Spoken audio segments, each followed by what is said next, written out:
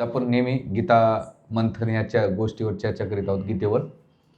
मागच्या वेळेस मागच्या श्लोकामध्ये अर्जुन नाही का श्लोकात तर्क देत होता. काय तर्क देत होता अर्जुन? की माझ्या गुरुंना मी कसं मारू, गुरुना हत्वा न महानुभाव. हा सुंदर श्लोकामध्ये ते काय म्हटले की माझ्या गुरूंचा मी कतका वध करू. आता गुरु ह्या शब्द वापरल्यानंतर तिथे पितामह भीष्म आणि गुरु द्रोणाचार्य याच्याबद्दल बोलले होते. झाल्यानंतर तिथे ह्या सगळ्या दोन्ही एवढं तर्क दिल्यानंतर ते भ्रमित झाले. का भ्रमित झाले? की भगवंताला मी एवढं सांगतो पण आपलं अर्जुन नाही का आपल्या भ्रमित अवस्थेमध्ये विश्लेषण करीत होते. कारण मागच्या 2.6 श्लोकामध्ये अर्जुनाची मनस्थितीचं वर्णन केलं मागच्या श्लोकांमध्ये. आजच्या याच्यामध्ये का बरं तर द्विधा मनस्थिती कशी होते? 2 प्रकारचे होते. इथे अर्जुनाला वाटायचं मी जी काही स्थिती सांगतोय ती आध्यात्मिक आहे किंवा धार्मिक आहे. तर 2 प्रकारच्या द्विधा स्थिती अर्जुनाच्या जीवनात पाहिल्या. एक आध्यात्मिक आणि भौतिक. अर्जुनाला जे वाटत होतं की मी आध्यात्मिक करतोय, पण वास्तविक पाहिलं गेलं तर आचार्य काय म्हणतात ते आध्यात्मिक नाही तर भौतिक आहे. का? स्वतःचा तो तर्क देत होता आणि स्वतःच्या तर्क देऊन नाही का तो गुरु द्रोणाचार्य, पितामह भीष्म आणि जे कौरव होते आणि विरुद्ध सैनिक होते त्यांना मी कसं मारू. पण वेगवेगळे तर्क देत असताना आचार्य म्हणतात की इथं 2, एक स्वतःच्या स्तरावर विचार करतो, पण एक आध्यात्मिक स्तरावर भगवंताचा काय विचार आहे त्याने कधी जाणून नाही घेतला. न घेतल्यामुळं इथे ह्या 2 स्तरातून जर पाहिलं तर भौतिक स्तरामध्ये खरं खोटं करावं लागतंय तुम्हाला. खरं खोटं करावं लागतंय. पण आध्यात्मिकमध्ये खरं असतं आणि खऱ्यावर आणखीन खरं असतं. आणि भगवंत जेव्हा काही सांगतात म्हणजे त्यांचं ते संपूर्ण खरं आहे आणि त्याच्या पलीकडे कोणतं खरं असू शकत नाही. म्हणून इथे ह्या आध्यात्मिक म्हणजे त्याला असं वाटत होतं की मी युद्धातून पळून गेलो, युद्ध केलं किंवा नाही केलं तर त्याला त्या आध्यात्मिक दृष्टिकोनातून तो आपल्या स्वतःचे तर्क देतात. आणि मग केल्यानंतर आजच्या श्लोकांमध्ये तो स्वतःच्या स्थितीबद्दल एवढा गोंधळून गेलाय, एवढा भ्रमित झालाय की त्याला काय करावं काही कळत नाही. आणि मग त्या अवस्थेतून तो आजचा श्लोक म्हणतो. ठीक आहे. कार्पण्य दोषोपहता स्वभावा पृच्छामि त्वं धर्मसमूढ चेता यस्य श्री निश्चित ब्रवीतन्मे शिष्येस्तहं स्यादिमां त्वां प्रपन्नम्. तर ह्या श्लोकामध्ये आता अर्जुन काय झालं, काय सांगितलं? कार्पण्य. आता मी कृपण झालेलो आहे. त्याच्यानंतर दोष हो, माझा दोष काय आहे भगवंता सांगा. पहता स्वभावा. त्या श्लोकामध्ये 3 गोष्टीचं वर्णन केलंय. एक तर कार्पण्य, दुसरा दोष आणि तिसरा स्वभाव. आता मी एवढं कृपण झालोय कारण कृपण व्यक्ती काय करतो स्वतःचा विचार करतो. पहता स्वभावा, दोष आणि दोष काय मला हे कळत नाही, स्वभाव कळला. पृच्छामि त्वं धर्मसमूढ. आता मी काय करतोय तुम्हाला धर्माबद्दल विचारतोय.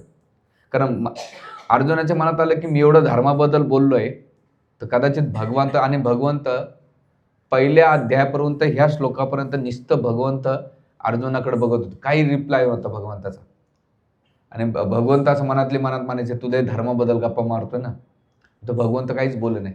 कधी ह्या जीवनामध्ये आपण बोलून प्रॉब्लेम सॉल्व्ह बोलून हे करतो, पण कधी हुशार व्यक्ती असं न बोलता त्यांना कळून जात आहे काय.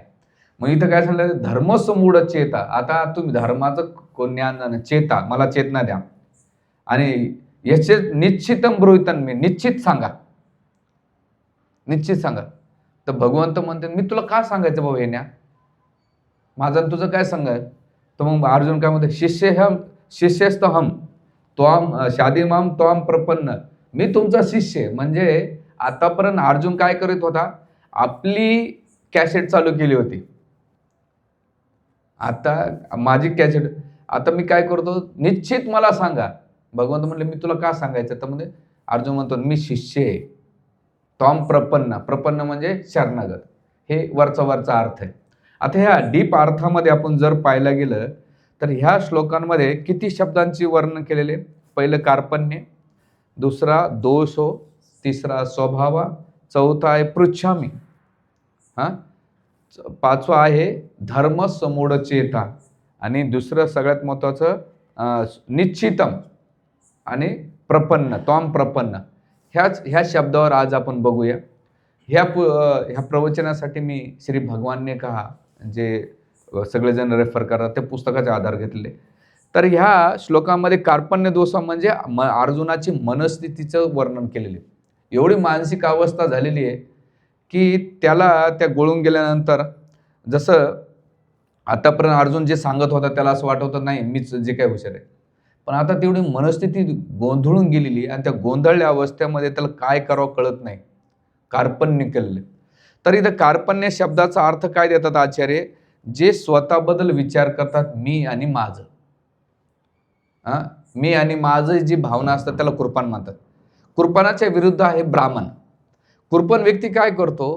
मी आपल्या स्वतःच्या, मी स्त्री आहे, मी पुरुष आहे, मी काळा आहे, मी गोरा आहे, मी ज्ञानी आहे, अज्ञानी, मी धनवान आहे, मी ह्या जातीचा आहे, या पंथाचा आहे, किंवा माझ्या समाजाबद्दल विचार करतो. आणि तो विशेष करून तो कृपण व्यक्ती नातेसंबंधाबद्दल जास्त विचार करतो. मी आणि माझे नातेसंबंध किंवा माझा इंद्रिय भोग. जेव्हा असा कृपण व्यक्ती स्वतःबद्दल विचार करतो, मी आणि माझ्या भावनेत राहतो, तो स्वतः एवढा तो फोकस असतो की त्याला दुसरं काहीच कळत नाही. बघा आजकालचे जे युद्ध होतात, भांडणतंट काय होतात की बघा आता आपल्या महाराष्ट्रामध्ये 2 जातीमध्ये भांडणं आरक्षणामुळं, पुन्हा देशामध्ये, राज्यामध्ये भांडणं, पुन्हा जातीमध्ये भांडणं, पुन्हा ह्या देशाचे त्या देशाची भांडणं, म्हणजे येऊन गलीतल्या कुत्र्याची भांडणं आहे, त्या गलीतल्या कुत्र्याशी गलीत नाही, म्हणजे तिथपर्यंत भरलेले. म्हणजे प्रत्येकामध्ये ती माइंडसेट झालेला आहे की कार्पण्य. आणि कार्पण्य व्यक्ती जेव्हा का असतो, दुर्बळ असतो. कशामुळे दुर्बळ होतो? त्या व्यक्तींच्या, वस्तूंच्या, त्या पदाच्या प्रती आसक्त राहतो. आणि त्या आसक्तीमुळं त्याला चांगलं काय, वाईट काय, खरं काय, खोटं काय, जय काय, पराजय काहीच कळत नाही. तो आसक्तीपुरताच विचार करतो. बघा आपण कधी कधी लोकांना म्हणतो या वा सत्संगाला, तर वेळ कुठे म्हणतात, पण ते संसाराच्या आणि घराच्या प्रती एवढी त्यांची आसक्ती असते, नाही निघत ते कृपण राहतात, ते स्वतःबद्दल विचार करतात. बरे लोक घरामध्ये गावगप्पा मारीत बसतील. कधी कधी लोक, मी काही आताच मध्यंतरी मी एकाच्या घरी गेलो होतो, म्हणजे प्रभू घराच्या बाहेर निघूशीच वाटत नाही. त्याने एक सुंदर वाक्य बोललं. त्याला म्हटलं या जा सत्संगाला. तर तो वाक्य काय भारी बोलला माहिती आहे? पैसा मारो परमेश्वर, पैसा मारो परमेश्वर, पत्नी मारी गुरु, 2 बच्चे शालिग्राम शिला, तर पूजा किसकी करू? काय सांगितलं त्यानं? पैसा मारो, पैसा काय माझा परमेश्वर, पत्नी मारी गुरु, माझी बायकोशी मोठी गुरु आहे, 2 बच्चे शालिग्राम शिले, तर पूजा किसकी करू? म्हणलं धन्य आहे भाऊ. त्यानं असं भारी वाक्य, तर मी पण 5 मिनिटं स्तब्ध झालो. काय करणार आहे असं? हे जे कृपण असतात ना, मी आणि माझं परिवार आणि माझे बिझनेस, माझी नोकरी, त्यांना, आणि मग असे कृपण व्यक्ती ना ते कधीच प्रगती करू शकत नाही. आणि उलट ह्या कृपण व्यक्तींना भगवंत सांगतायत, अरे अर्जुना, आणि त्यांना आपण जर काही विचार केलं ना, धर्माचं सगळं ज्ञान सांगतात बरं. म्हणजे कधी कधी आपल्याला डाऊट येतो की अरे आपल्यापेक्षा याला जास्त नॉलेज आहे, पण तो तार्किक एवढा भारी राहतो. आता ह्या श्लोक बोलल्यानंतर तुम्ही पण काय विचार करणार? खरे बाबा, पैसा मारो परमेश्वर, पत्नी मारी, 2 बच्चे शालिग्राम शिला, किसकी करू? तुम्ही काय उत्तर देणार? त्याला दंडवत करायचा, आरती घ्यायची, ओवाळायचं, म्हणा तू भेटला बरं झाला, पुन्हा भेटू नको. तर इथं कृपण व्यक्तीचं केलेलं आहे. आणि मग केल्यानंतर त्या कृपण व्यक्तीमुळं इथे जसं आता इथे कार्पण्य दोषो पहता स्वभावा, हे कधी कळेल? जेव्हा कार्पण्य झालं. पण ह्या कार्पण्याच्या वरती सेकंड स्टेप सांगतात आपल्याला अध्यात्मामध्ये. अशा लोकांना दोष कळायला पाहिजे. माझ्या स्वभावामध्ये, माझ्या कार्यामध्ये, माझ्या अध्यात्मामध्ये स्वभाव आणि दोष जोपर्यंत कळत नाही तुम्ही तोपर्यंत प्रगती करू शकत नाही. म्हणून कधी कधी लोक अध्यात्म करतात, भक्ती करतात, त्यांना दोषच कळत नाही त्याच्यात काय, अंधाधुंदी करतात. जसं ते मध्यंतरी एक माझ्या मित्राचा फोन आला होता, तो मला मसोबाची काहीकडे त्या शब्द वापरला, कंदुरी काहीतरी शब्द वापरला. बघ आहे ये बाबा असं. म्हणलं माझं काय काम आहे? अरे म्हणलं पाप होतंय. मला नाही ना, आमच्याकडं ते केलं नाही ना, लय पाप लागतंय. तर तो काय करतोय, त्याचा दोष काय आहे, स्वभाव काय आहे कळत नाही. स्वभाव काय आहे? भगवंताची भक्ती करणे. पण तो दोषामध्ये त्याला चूक कळत नाही. पण इथे अर्जुन काय करतो, कार्पण्य दोषो आणि धर्मसो आता मी पृच्छामी. पृच्छामी म्हणजे का, आता मी विचारतोय. पृच्छामी ह्या शब्दाचा अर्थ जर खोलवर गेले ना, आतापर्यंत अर्जुन बोलत होता आणि भगवंत ऐकत होते. मागच्या एक अध्यायापर्यंत. श्लोक नंबर कितीपर्यंत? 6 पर्यंत भगवंत ऐकत होते. पृच्छामी. आणि ही भावना काय, पृच्छामी म्हणजे काय? तर ही अध्यात्माची पहिली सुरुवात आहे. जेव्हापर्यंत तुमच्या डोक्यातला कचरा निघत नाही, तोपर्यंत समोरचा तुम्हाला ज्ञान देऊ शकत नाही. म्हणून आम्ही हार्मोनियमच्या क्लासला गेलो होतो. मी सरांना म्हटलं, सर मी कोरा पाटीचा माणूस आहे, मला काय येत नाही. म्हणले, प्रभूजी असेच लोक पाहिजे. आमचा एक भगत आमच्यासोबत येत होता. त्याच्या डोक्यात भरलं की तो काय करायचा, प्रॅक्टिस करायचा आणि तिथे येऊन सराला सांगायचा. सर पण इरिटेट होऊन जायचे. अरे आपण ज्या गुरुकडे गेलं त्याच्याकडून शिकलं पाहिजे की आपण त्याला सांगितलं पाहिजे. तर जेव्हा आपण एक भौतिक शिक्षा घ्यायची असेल, तर आपलं रिकामं डोकं असेल तर ती भौतिक शिक्षा तुम्हाला प्राप्त भेटू शकते कोणत्याही क्षेत्रामध्ये. तुम्ही जर एक्सपर्ट मानले, जसे आता एक नवीन सुनबाईचं लग्न झालं आणि तिचा नवरा म्हटला, अगं आपलं लग्न झालंय, आपला बॉस घरी जेवायला येणार आहे. मग त्यांना काय आवडतं? म्हणे पुरणपोळी आवडते. म्हणे करशील का? हो म्हणे मला लय भारी येते. पण तिला डाऊट होता पुरणपोळीवर तिच्या. मग शेजारच्या बाईकडे गेली म्हणली आणि तो नवरा सांगितला, अहो काकू माझ्या बायकोला नाही का नवीन शिकली, MBA MTech झालेली आहे, तिला पुरणपोळी शिका. म्हणे हो शिकवते बाळा, तुझ्या माझे नाती सुन येऊ दे. म्हणले बघ पहिले डाळ शिजायची. म्हणजे मला माहिती आहे डाळ शिजायची. अच्छा. म्हणले ती डाळ शिजवली ना, ती काय करायची मिक्सरमध्ये किंवा याच्यामध्ये ती हो ते पण माहिती असतं. अच्छा. मग ती बघायला लागली. त्याच्यात गूळ घालायचा असं. हो मला ते बी माहिती आहे. अच्छा. मग कणकेचं पीठ करायचं, म्हणलं गव्हाचं पीठ कणक त्याच्यात ते जे पुरण आहे ते घाल. हो ते पण माहीत आहे मला. अच्छा. लाटायची. हो मला ते पण माहीत आहे. हां. मग ती म्हणली ते लाटल्यानंतर काय करायचं, तव्यावर टाकायचं आणि तव्यावर टाकल्यानंतर खालून तूप टाकायचं आणि वरतून मीठ. हो ते पण मला माहीत आहे. मग ते शेवटी म्हटली, तुला जर सगळंच माहीत होतं माझ्याकडे आलीच कशाला तू? म्हणजे जा. घरी गेल्यानंतर हिनं पुरणपोळी भारी केली. कणकेचं पीठ आतमध्ये, पुरणपोळीवरून बाहेर. काय केलं, बाहेरून लावलेली आहे. आणि मग नवरा आला म्हटला की काय ग पुरणपोळी? हो बनवली. म्हणजे कशी बघू? म्हणजे काकूनं जसं सांगितलं तसं मी केलं. मग काकूकडे गेलं. म्हणजे काकू म्हटलं, का हो माझ्या बायकोला काय? म्हणली तुझ्या बायकोला सगळं ज्ञान होतं, माझ्याकडून घ्यायला तयार नव्हते, तर मी काय सांगू? माहीत आहे. म्हणे अहो काकू तिनं काय केलं, कणकेमध्ये आतमध्ये पुरण घालायच्या ऐवजी वरतून पुरण घातलंय आणि आतून कणिक घातले. असं त्याच प्रकारे एक संसारामधली एक उदाहरण जर घेतलं आपण, तर त्याच प्रकारे अध्यात्मामध्ये जेव्हा येतोत ना आपण, आपल्या किंतु परंतु आपल्या विचारशैली किंवा आपल्या रूढी परंपरा जेव्हा अध्यात्मामध्ये घेऊन येतो ना, आपला दोष आणि स्वभाव बनतो. त्या दोषामुळं तो स्वभाव बनतो आणि त्या स्वभावामुळं तो तसा वागतो. तुम्ही किती लोकांना परिवर्तन करण्याचा प्रयत्न करा, हे करू नका. हे नाही केलं पाहिजे. नाही म्हणे यांना काय कळत आहे, आम्ही जे करतो तेच खरे.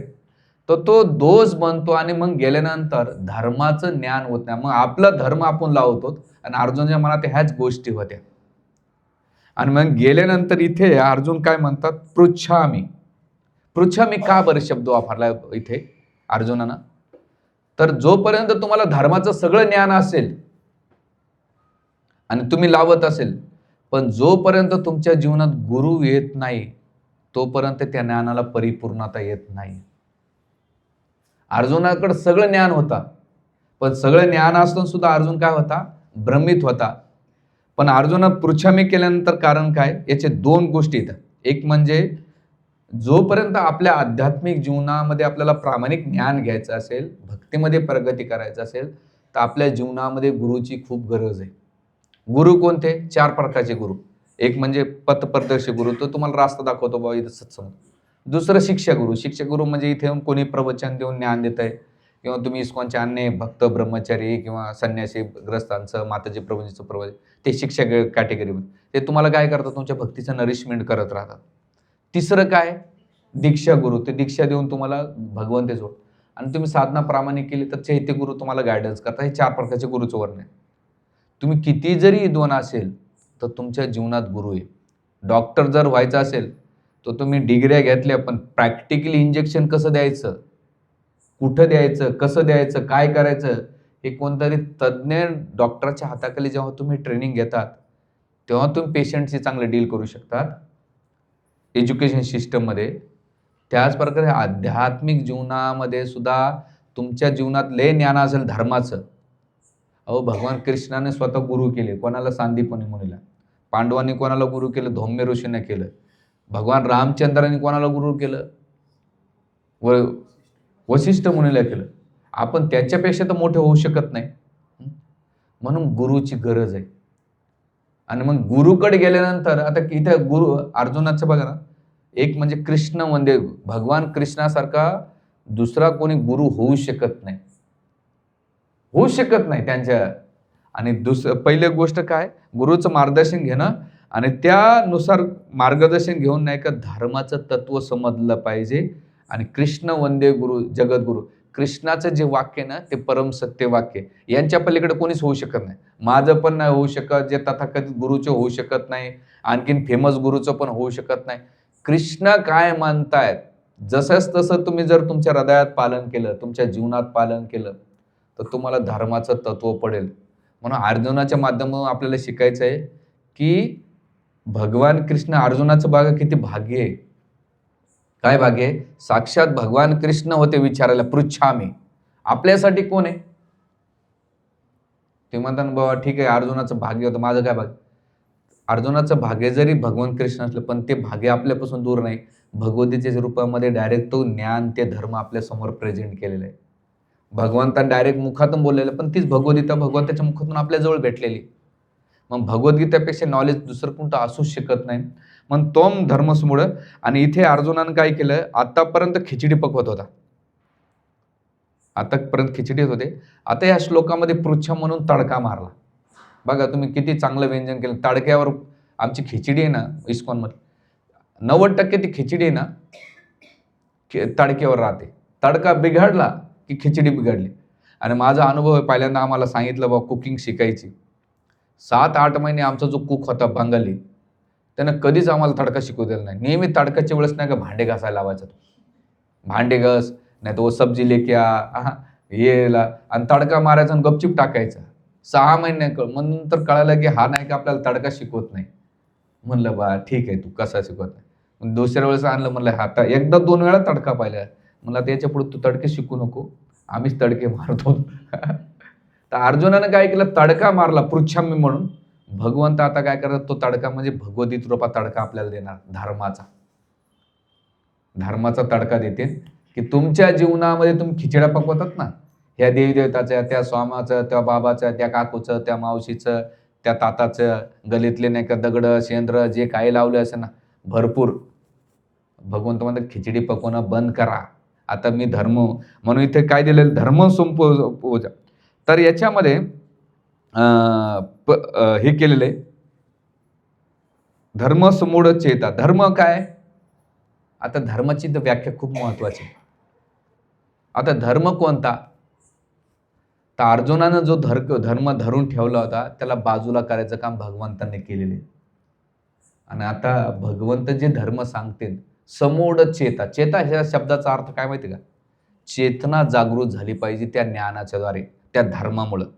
आपण जर ज्ञान घेऊन आपली जे चेतना जागृत होत नसेल, मी कोण आहे, माझा भगवंताशी काय संबंध आहे, मृत्यूनंतर काय होत आहे, हे नाते संबंध परिवार आहे कोण, या संसाराची उत्पत्ती काय केलेली, मला काय करायचं का नाही करायचं, या सगळ्या गोष्टीची चेतना झाली पाहिजे. ती कुठं ज्ञान भेटल? धर्मसमूढ, धर्माचं प्रामाणिक ज्ञान. आणि धर्म कुठे आहे? ते काय म्हणतात भागवतामध्ये सत्यम स्कंद म्हणले, महाजन येणं गंता पंथा. महाजनाच्या पदचिन्हावर चालणे तो धर्म खरा आहे, जे 12 महाजनांनी जो धर्म दिलेला आहे. तर इथे गेल्यानंतर आता धर्मसमूढचेत याचं निश्चितम ब्रूहितन्मे. आता मला निश्चित सांगा, निश्चित ह्या शब्दाचा अर्थ काय देतात तिथं? काय देतात निश्चित? हा, निश्चित पण नाही, 100% सांगा, खात्रीपूर्वक सांगा. का बरं खात्रीपूर्वक? कारण मी जर इकडे तिकडे तुम्ही थोडं मला सांगितलं तर कदाचित मला त्या गोष्टीकडे मी डायव्हर्ट होऊ शकेल, इकडे जाईल.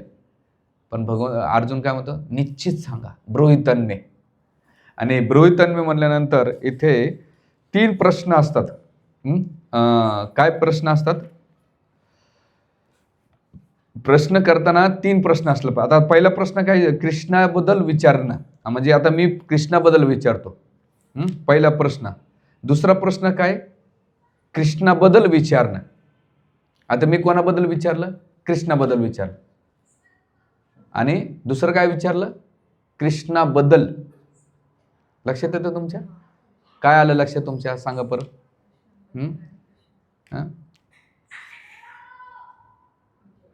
पहिला व्यक्ती आहे जो प्रश्न करतो, कोणाबद्दल? भगवंताबद्दल. दुसरा प्रश्न कोणाबद्दल विचारतात? कृष्णाविषयी बद्दल. आणि तिसरं काय?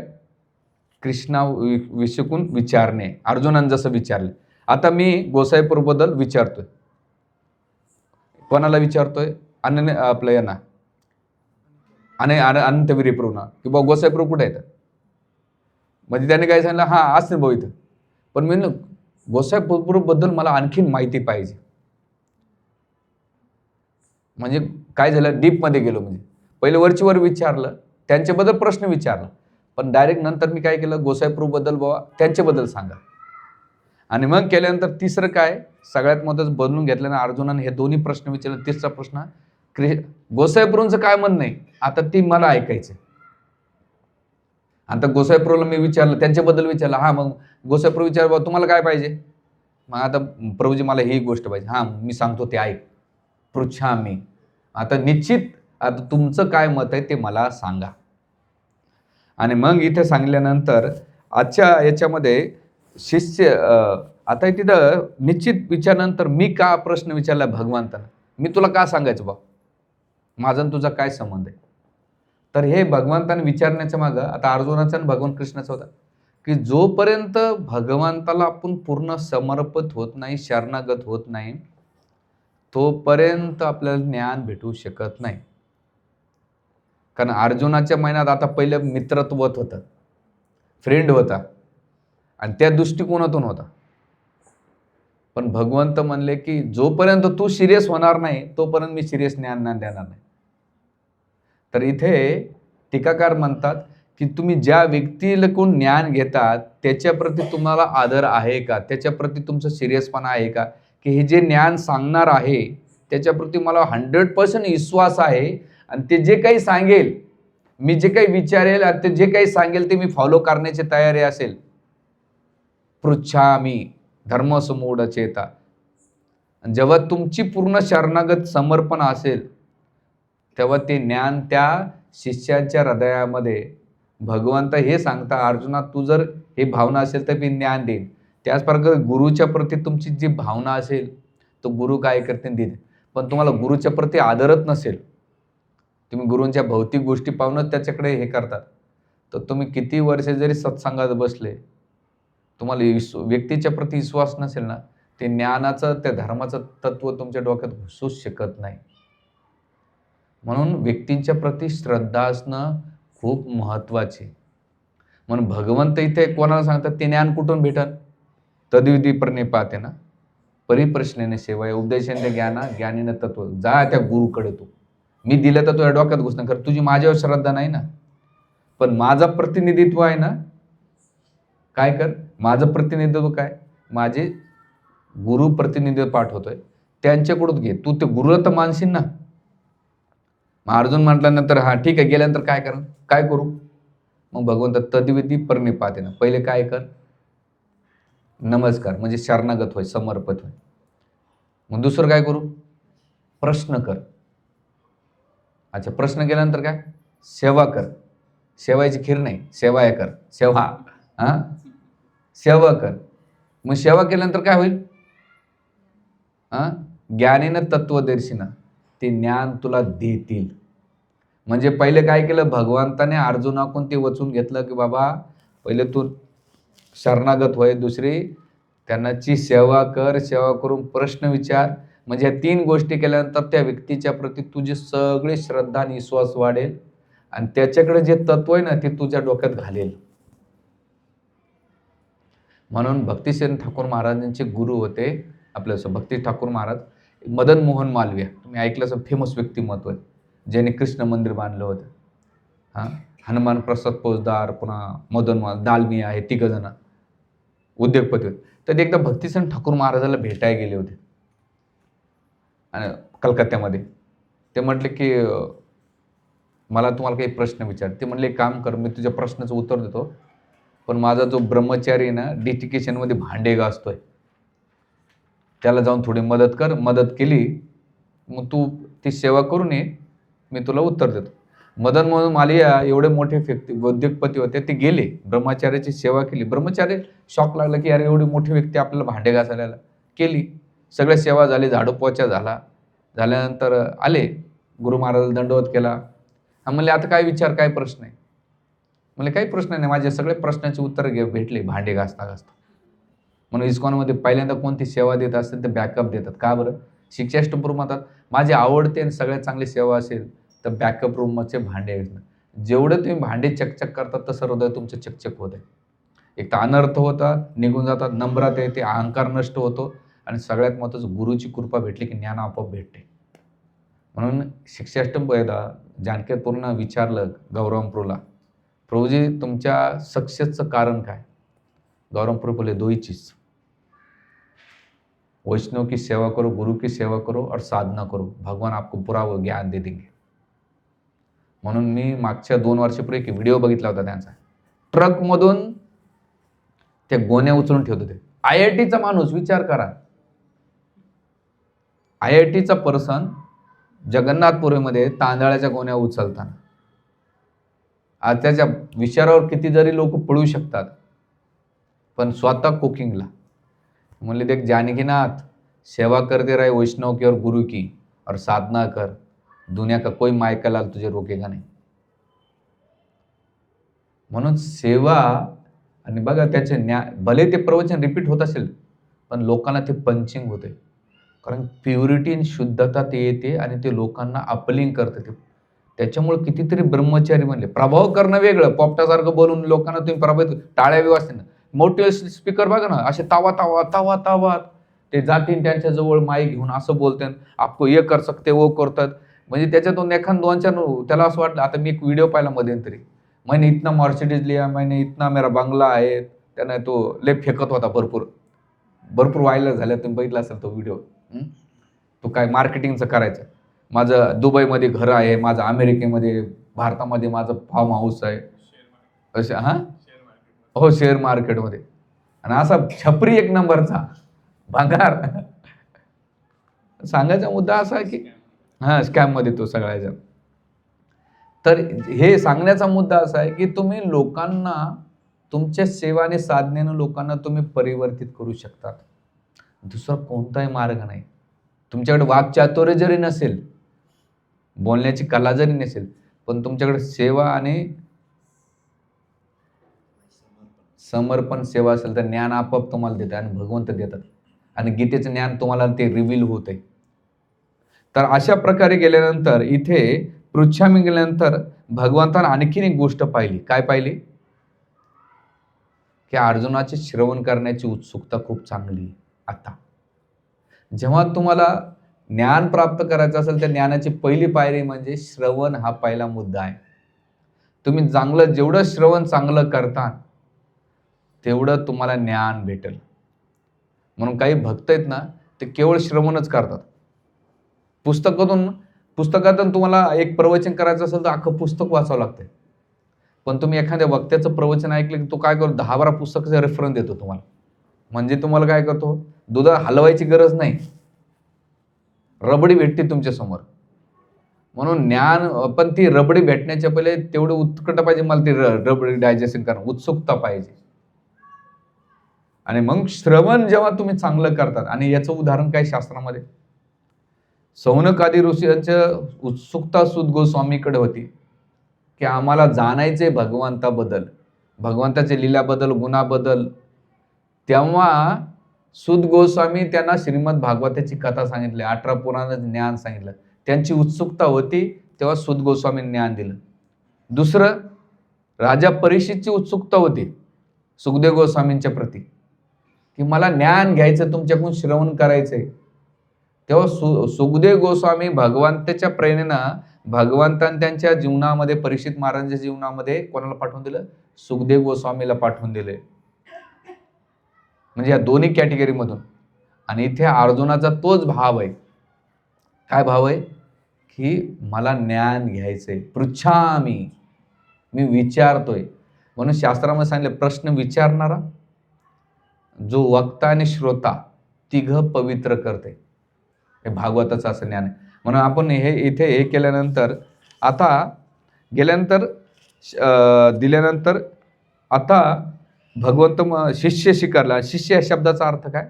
जो शिस्त लावतो, शिस्तप्रिय.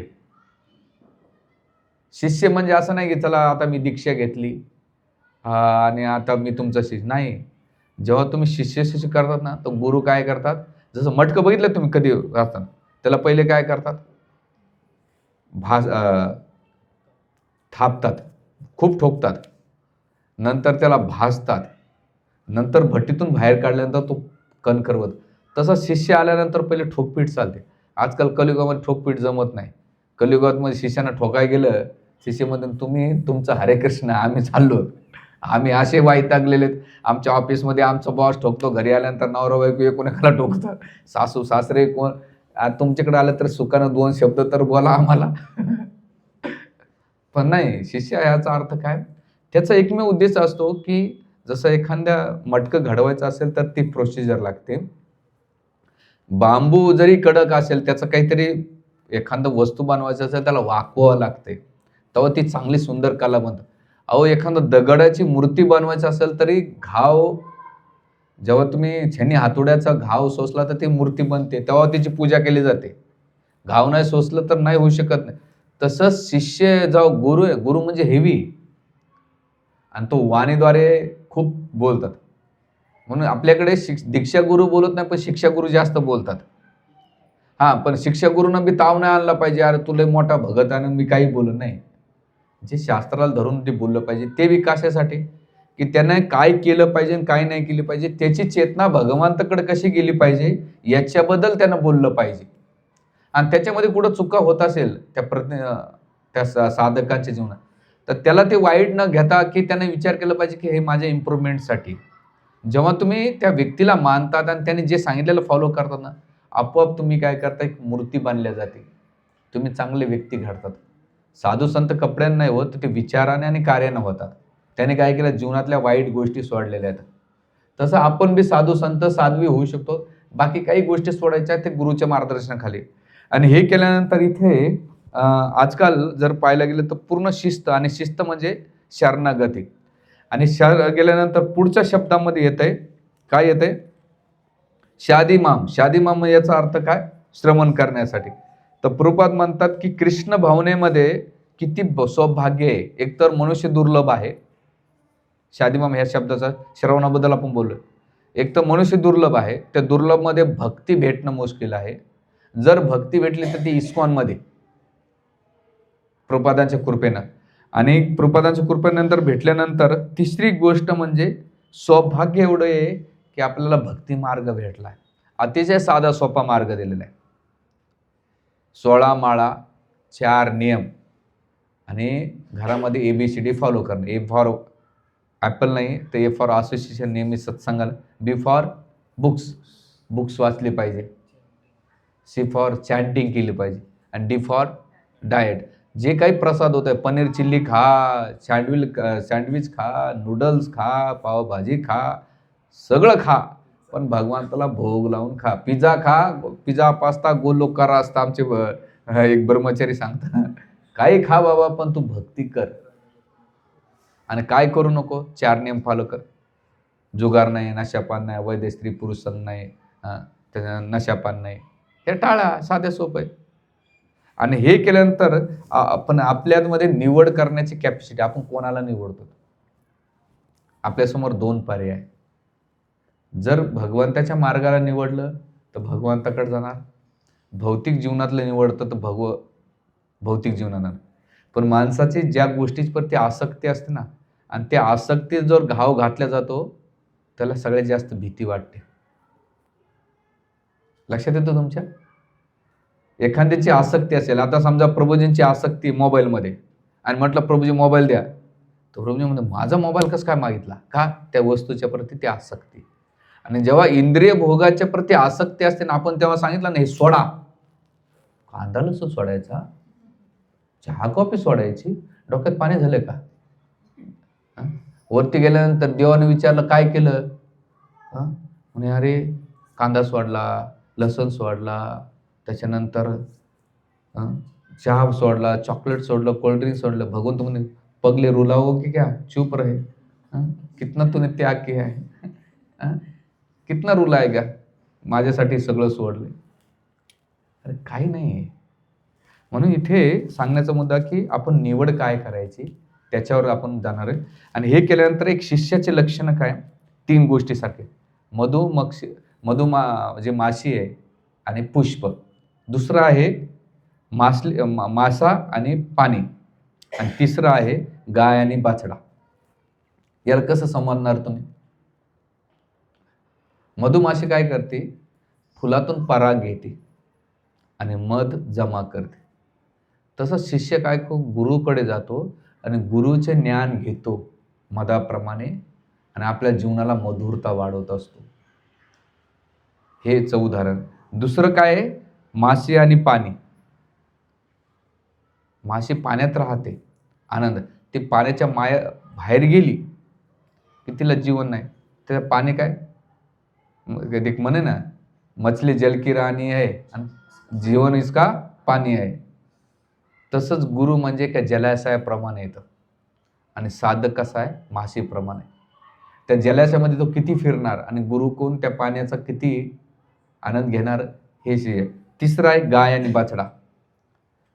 गायीमध्ये भरपूर दूध असते, पण ती गाय असं दूध देत नाही.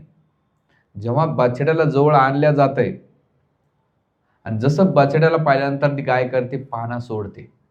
पाना सोडल्यानंतर ती दूध देते. म्हणून बघा शेतकरी असतो, दूध काढताना ते बाछड्याला जवळ ठेवतो. 2 स्तन बाछड्याच्या मुखामध्ये आणि 2 स्तनातून दूध काढतो, म्हणजे ती गाय पाना. तसंच जो शरणागत शिष्य असतो, समर्पित शिष्य असतो, तेव्हा त्याला त्या गुरुकडून भगवंताकडे ते ज्ञान भेटतं. भगवंत ते ज्ञान त्याला रिव्हील करत असतात. म्हणून बघा मोठमोठे संन्यासी, ब्रह्मचारी यांचं ज्ञान प्रभुपादांना कोणी आतापर्यंत डिबीट करू शकलो नाही. का? भगवंताने त्यांच्या हृदयामध्ये एवढं ज्ञान दिलं. मोठमोठ्या वैज्ञानिकाला, नास्तिकाला, वेगवेगळ्या फिलॉसॉफरला प्रभुपादांनी डिबीट करून टाकलं होतं. इस्कॉनमध्ये बघा 6 महिन्यात कोणी जरी आला आणि साधना प्रामाणिक राहिला तो बाप बनून जातो. तुम्ही मी तुम्हाला गॅरंटी देतो, तुम्ही हरवू शकत नाही, कारण तुम्हाला एवढे ट्रेनिंग दिले जाते. का? भगवंत. आता माझा पुस्तक वितरणामध्ये अनुभव आहे. आम्ही जॉईन करून 6 महिने 1 वर्ष झाले होते. आम्हाला सांगितलं जा पुस्तक वितरणाला, घ्यायच्या बॅग निघायचो. सकाळपासून संध्याकाळ कुठं भाकरी द्यायचे लोक आम्हाला, बोरं पेरू खाय, ऊस खाय. पण मजा आली त्याच्यात. सांगायचं म्हणजे लोक आम्हाला प्रश्न विचारायचे. गेल्यानंतर बरोबर त्या टायमाला काय उत्तर द्यायचं, काय नाही, कसं कन्व्हिन्स करायचं, काही ज्ञान नव्हतं. पण गेलं. तुम्हाला एक घटना सांगतो. मी सांगितलं होतं माझ्या पुस्तकात. एकदा मी गेलो होतो पुस्तक वितरण, म्हणजे आम्ही 7-8 वर्षे ते खूप अनुभव. त्या मास्तरानं माझ्याकडून पुस्तक घेतले होते. शेवटी बायकोला म्हटलं अहो महाराज एक विचारतो. बायको तिथून खेकसली. ते नोकिया फोन होते. पण त्यांच्या डोक्यात पाणी झालं की आहे तेच वाचत नाही, कशाला घेऊन येतात? म्हणलं सर, म्हणे अहो महाराज राहू द्या, पत्नी नाही म्हणते. तुम्ही नका घेऊ म्हणलं. मला त्याचं वाईट वाटलं नाही. मला असं वाईट वाटलं की तुम्हाला भगवद्गीता, तुमची पत्नी साडी घेताना तुम्हाला विचारणार नाही, पण ग्रंथ घ्यावं लागतं, तुम्हाला विचारावं लागतं. किती वाईट दिवस आले. त्याच्या इगोला काय केलं? महाराज सगळे पुस्तकं देऊन टाका. नाही म्हणलं घेऊच नका. नाही म्हणलं देऊन टाका. आता हे कुठून सुचलं? मी काय प्रिपरेशन करून आलो होतं का? नाही. आणि ते असेच उदाहरण, 3 रुपयाची गाय छाप खाल्ली तर महिन्याला 90 रुपये असे थुकून टाकतात. पण 90 रुपयाची गीता घेतली तर कायमस्वरूपी तुमच्या घरात राहील. गीता घ्यायची का तंबाखू गाय घ्यायची छाप घ्यायची, तुम्ही विचार करा. काय बघा, 3.5 रुपयाचा पेपर वाचला तर महिन्याला 100 रुपये असेच निघून जातात, रद्दीमध्ये जातो. पण हे भगवद्गीता कायमस्वरूपी तुमच्या घरात राहील. असं पाठ झालं तो पोपटासारखं. का बरे, कुठून सुचलं? याचं त्याचं उदाहरण पाहू. कोण दिलं हे ज्ञान? भगवंताने दिले. म्हणून सांगायचा मुद्दा की याच्यामध्ये 2 गोष्टी असतात आणि याचं सुंदर उदाहरण कोणाचं माहिती आहे? भगवान. सर्वोपनिषदो गाओ गोपाला सर्वोपनिषदो पाओ, काय श्लोक आहे तो? उपनिषद दोग्धा गोपालानंदना पार्थवचा सुधीर भक्ता गीता अमृतो महत. सर्वोपनिषद भगवंताने स्वतः गायीच्या रूपात झाले आणि बछडं कोण केले? अर्जुनाला केले. आणि मग ते गीतारूपी अमृत नाही का अर्जुनाच्या माध्यमातून आपल्याला भेटलेले. म्हणून इथं 2 गोष्टी खूप महत्त्वाच्या आहेत. एक प्रेम आणि निर्भरता. जेव्हा तुम्ही प्रेम करतात आणि प्रेम जेव्हा तुम्ही गुरु आणि भगवंतावर करतात ना, तेव्हा तुम्ही प्रेम करण्याबरोबर भगवंतावर निर्भर राहायला पाहिजे. आपण प्रेम करतो पण निर्भर राहत नाहीत. आपल्याला डाऊट मेंटॅलिटी येते. का डाऊट येते? की भगवंताच्या आणि गुरुच्या वाणीवर मला जेवढा विश्वास पाहिजे तेवढा नाही भेटत. तुमच्या लक्षात येतं ना मी काय सांगतोय? माझं प्रेम आहे गोसाईप्रभूवर, पण गोसाईप्रभूने जे मला ज्ञान सांगितलं त्याच्यावर मला डाऊट आहे म्हणून निर्भर राहत नाही. की खरंच उद्या भगवंताला जर मी माझं तर प्रेम आहे पण त्यांनी सांगितलं तर कसं व्हायचं बाबा? आचार्य म्हणतात की एका साधकांचं गुरुच्या आणि भगवंताच्या प्रती प्रेमाबरोबर निर्भरता पण पाहिजे. हे प्रेमाचं लक्षण आहे. नुसतं प्रेम करता निर्भर राहणार नाही, मग स्वतःचं डोकं लाव. आणि अर्जुन इथं स्वतः डोकं लावतोय. अर्जुनाचं प्रेम भगवान कृष्ण खूप होतं, पण भगवंत काय सांगते त्याच्यावर त्याचा विश्वास नव्हता. म्हणून आचार्य म्हणतात की अर्जुनाने आता पूर्ण डिपेंडन्सी ठेवलेली आहे. आणि जेव्हा तुम्ही पूर्ण डिपेंडन्सी ठेवतात परपन्न, आता शेवटचा शब्द काय दिलेला आहे? मी पूर्ण तुमच्यावर शरणागत होतोय. आणि जेव्हा शरणागत होतो त्या शरणागतीचं लक्षण काय? ते म्हणतात की सगळ्यात मोठं शरणागतीचं लक्षण आहे त्वम प्रपन्न शब्द शेवटचा. आता प्रपन्न म्हणजे इथं काय? आणि 18 अध्यायाच्या 66 श्लोकामध्ये जी शरणागती ह्या दोन्ही मधला फरक आहे. श्री संप्रदायवाले प्रपन्न म्हणजे त्यांच्या परम अवस्था आहे. आपल्याकडे भक्तीमध्ये कोणती अवस्था आहे? रागानुगा दास भक्ती आपल्याकडे दिली जाते इस्कॉनमध्ये. पण श्री वैष्णवमध्ये कोणती भक्ती आहे? शरणागती समर्पण भक्तीचं वर्णन केलेलं. आता ह्या श्लोकामध्ये प्रपन्नता म्हणजे काय आणि शेवटच्या अध्यायामध्ये 18 अध्याय श्लोक नंबर 66 मध्ये काय सांगितलं? सर्व धर्मान परित्यज्य मामेकम शरणं व्रज अहं त्वं सर्व पापेभ्यो मोक्षामि मा शुच. तर प्रपन्न आणि शरणागती शब्द सेम आहेत, अर्थ सारखा आहे, पण त्याच्या मागची भावना वेगळी. कशी? अर्जुन बळजबरी जीवनात प्रॉब्लेम्स होते, पाय धरून भगवंता मला याच्यातून बाहेर काढा म्हणून मी तुम्हाला प्रपन्न झालेलो आहे ह्या श्लोकांमध्ये. आणि शेवटच्या श्लोकामध्ये भगवंता म्हणतात तू काही टर्म्स कंडिशन ठेवू नको, प्रॉब्लेम्स नको घेऊन येऊ, मी जे सांगतो ते फॉलो कर, याला खरी शरणागती. जसं गोपी गोपी शेवटच्या श्लोकांमध्ये जर गेलं, म्हणून शेवटचा श्लोक संपल्यानंतर भागवत चालू होते तो श्लोक. कारण शरणागतीचं समर्पितचं उदाहरण चैतन्य महाप्रभूंनी अर्जुनाचं नाही दिलं, गोपी भरतूर कमले दास दासानुदास गोपींचं दिलेलं उदाहरण. तर भगवंताला जी शरणागत आणि समर्पण पाहिजे ते अर्जुनासारखं नाही तर कोणासारखं पाहिजे? गोपींसारखं. गोपीने टर्म्स कंडिशन नाही ठेवले, सामाजिक पारिवारिक आर्थिक धार्मिक काही नाही. कृष्णानं बासरी वाजवले सगळं सगळं. आणि इथं अर्जुन पाय, जसं आता मी गोसाईप्रभूंचे पाय धरतो, प्रभूजी माझं एवढं काम करा काम कर. बाबा हा ठीक आहे बाबा, तू मागतोय तर मी देतो, काम करून देतो. पण गोसाईप्रभू काय म्हणत नाही, प्रभूजी काम करा, सगळं सोडा, माझ्याकडे मी तुम्हाला सगळं प्रॉब्लेम सॉल्व्ह करून देतो. याच्या दोघांना डिफरन्सेस कळाल तुम्हाला? या श्लोकामध्ये काय? बळजबरी, टर्म्स कंडिशन, शर्त आणि अटुलं. पण तिथं काय? फुल डेडिकेट, स्वतः भगवंता मी सांगतो ते कर. आणि मग केल्यानंतर हरिभक्ती विलासमध्ये शरणागतीचे 6 लक्षण सांगितलेले. पहिले म्हणजे कृष्णाच्या अनुकूलन आचरण करणे, अनुकूल्यश संकल्प प्रतिकूल्यश वर्जना. कृष्णाला अनुकूल असलेल्या गोष्टीचं पालन करणं. काय कृष्णाला अलंकार करणं, 16 माळा, 4 नियम, नित्य नियमन ABCD करणं आणि नेहमी भगवान कृष्ण प्रसाद ग्रहण करणे, प्रवचन ऐकणे, शास्त्राचं अध्ययन करणं, हे कृष्ण आणि गुरुला अनुकूल असलेले समर्पणाचं लक्षण आहे. तुम्ही जर हे जर करीत नसेल तर याचा अर्थ काय, तुमच्यामध्ये डाऊट आहे, पूर्ण समर्पित नाही, शरणागत नाही. तेव्हा दुसरं काय, प्रत्येक उल्लेश वर्जन. प्रत्येक उल्लेश वर्जन म्हणजे 4 नियम: मांसाहार, जुगार, नशा, पान, चाय, कॉफी, कांदा, लसण, कोल्ड ड्रिंक्स, बाहेरचं हॉटेलचं खाणं नाही. हे तुमचे शुद्ध लाईफस्टाईल सांगितले, दिले.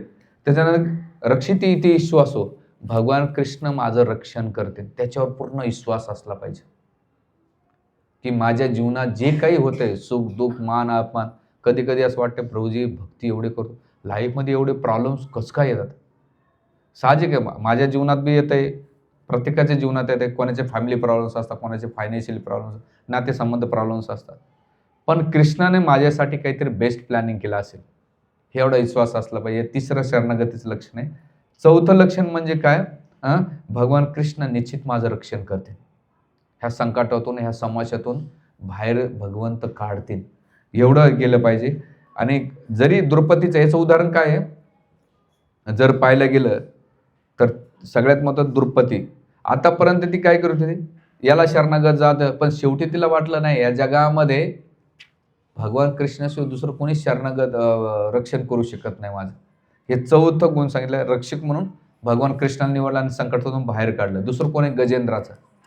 गजेंद्र पहिले पत्नी, नातेसंबंध सगळ्या ट्राय मारलं. ते बोलले आता याच्या पलीकडे कोणीच नाही. मग प्रागजन्मनी शिक्षणी लगेच कमळ घेतात आणि हे जगदीश्वर, हे भगवंता परमात्मा कोण असेल, येऊन जा तू धावून ये. भगवंत रुक्मिणी लक्ष्मी म्हणायची, भगवंता तुमचा भक्त गजेंद्र दुःख नाही, पूर्ण येऊ दे, समर्पित होऊ दे, तेव्हा त्याचं रक्षण करतो. जोपर्यंत आपलं पूर्ण डेडिकेशन येत नाही तोपर्यंत भगवंत, जसा तुमचा एखादा बाळ मूळ रडू तुम्ही घेतात का? जेव्हा तो बॉम्बला जो टॅन पडल्यानंतर आई सगळे कामं सोडते, भाजी जळू दे, तिकडे मरू दे, पण याला घेऊ दे माझ्या चिंट्या पिंट्याला. तसंच भगवंत म्हणते, बेटा तू पूर्ण ये.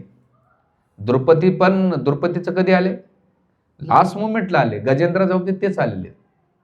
भगवंत बघतात, जोपर्यंत हा येत नाही तोपर्यंत मी इंटरफेअर करत नाही. ह्या भगवंताचा एक गुण आहे. त्याच्यानंतर 5वं आहे, भगवंताला सर्वस्व अर्पण करणं.